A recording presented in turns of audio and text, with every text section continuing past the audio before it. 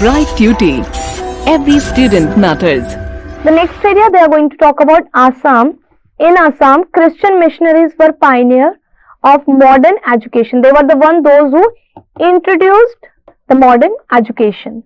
The Assam area came under British rule in 1826 through the Treaty of Yandabo. In 1836, Rev. Nathan Brown and Oliver Cutter, they reached Sadia, while as per the record, Dr. Bronson, another missionary, had settled in the villages of Sibasagar prior to that. Means, although they reached there, but already Dr. Bronson settled down there and he started or initiated that education there. The modern education was already started here.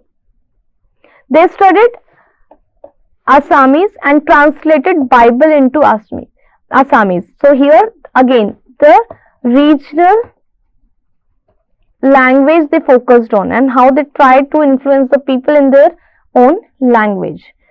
Bible was the first Assamese book to be printed. In addition to it, first newspaper, Arunodai, the first grammar book and first dictionary in Assamese was printed there in Assam. Were all written and printed by these missionaries.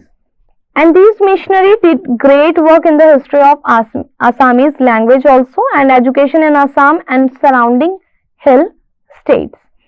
East India Company, which encouraged the missionaries for the education in the beginning, because in the beginning it was thinking that it is good if they are going to teach them English and so easily it will be easy for them to control over Indians. But by the end of 18th century, they adopted a policy of not disturbing the native religious sentiments. So this policy was adopted by East India Company. They declared religious neutrality, where they did not allow these missionaries to interfere with the religion of the particular group. For about 2 decades, they did not allow missionaries to come to India.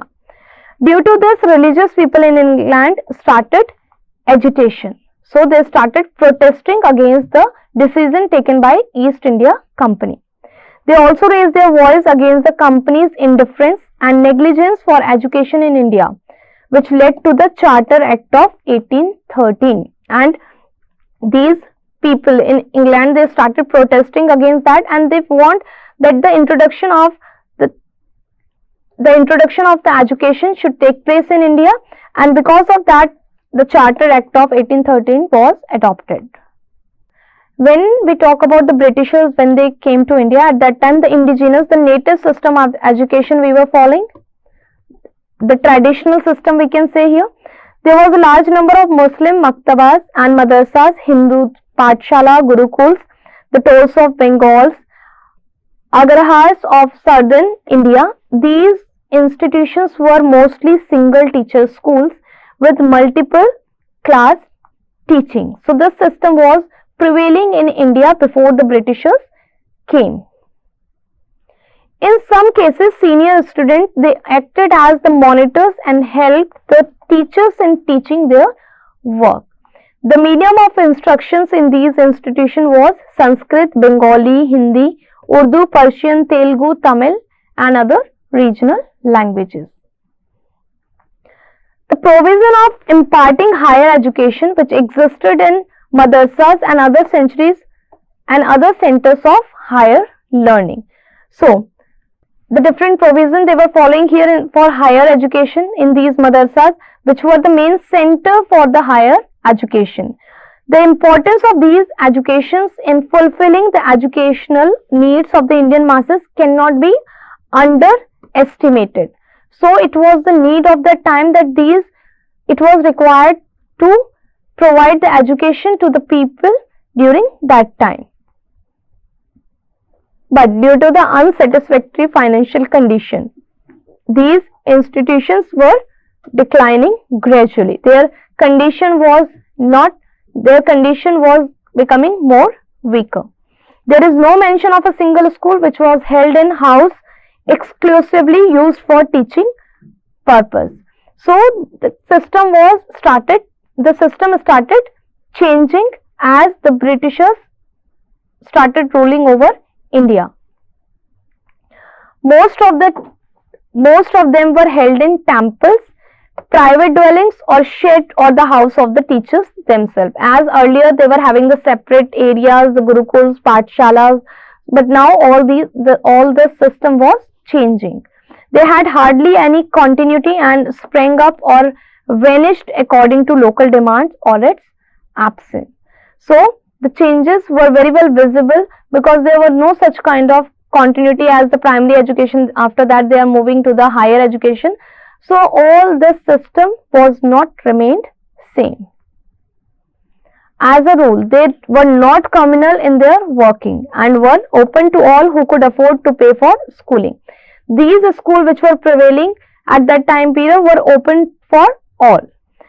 No discrimination was done on the basis of economic status even. Most of the teachers were Brahmins here and accepted teaching profession not for the profit in cash or kind, but more by respectability which tradition gave it.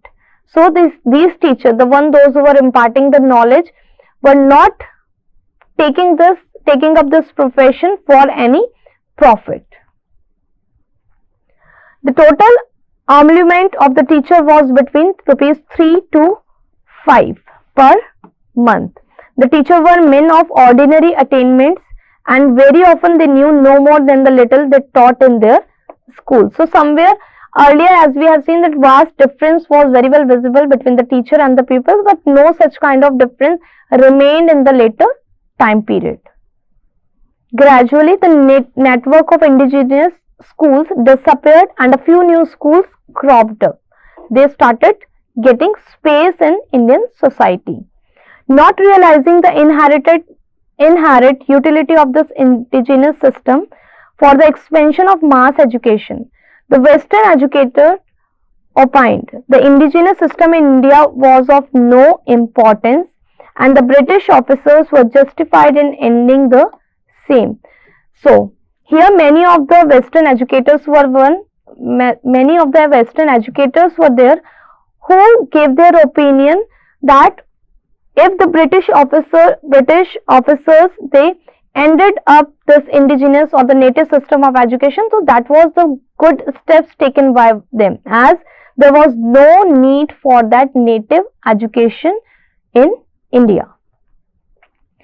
The expansion of education in India can be attributed to the efforts of Christian missionaries. So somewhere we can say that these Christian missionaries were those who opened up the schools in the different area and initiated this system, and then the system was spread to most of the parts of the country.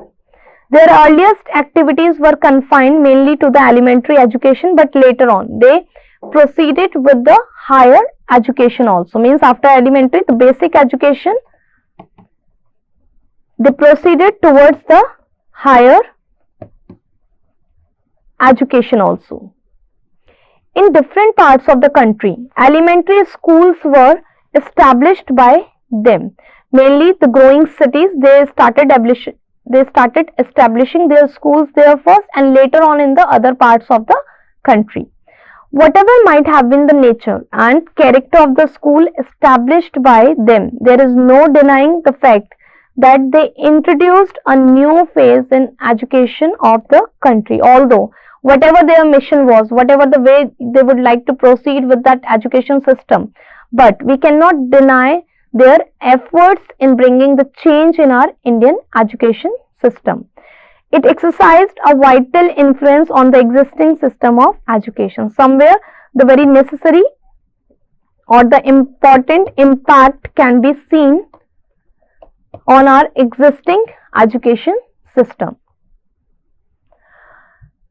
So here we'd like to thanks to those good old missionaries who instilled new life in the myriads of Indians and launched organized efforts with a view to ushering in this new era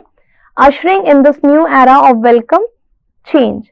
So for their purpose, they introduced these schools where they would like to continue with the Christian education, but somewhere that was the steps taken by them which ultimately helped us in our modern time.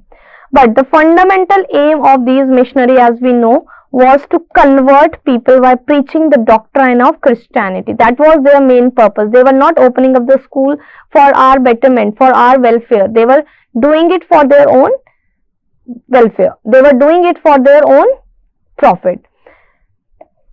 And they were doing it through that doctrine of Christianity, through the European mode of education, by introducing English and preaching about the Christianity only. For them, education was not an end in itself, but a means to spread the Christianity. They were not focusing on the main aim of teaching, main aim of knowledge or the learning. Their main purpose was simply the spread of Christianity here. According to Professor Nurullah and Naik, the missionaries used education as a means of propagate the spread of their own Christian religion through the English medium. That was their main or the actual purpose actually. Only the presidencies of Calcutta, Madras and Bombay were the main center of education at that time. In conclusion, so we can say that there has been a great contribution of Christian missionaries to the present system of education in Assam also. How we have seen the different schools were opened up in Assam and the printed books first started in Assam. Even the dictionary also was initiated in Assam only, the printed dictionary. Christian missionaries, even today, they contribute in the field of education. Still, they are continuing with that work. There is a big chain of educational institution established and run by the Christian missionaries, that is from preschool classes to professional classes, professional colleges in Assam. Still, they are continuing with that system. So, here in this chapter, in this unit 6, we have seen that how the education system, the indigenous education system was prevailing in our country and how the different phases of the development of the changes have started taking place. And if we talk about the modern education system has much of impact of this Christian missionaries in India, which is very well reflected in today's time also.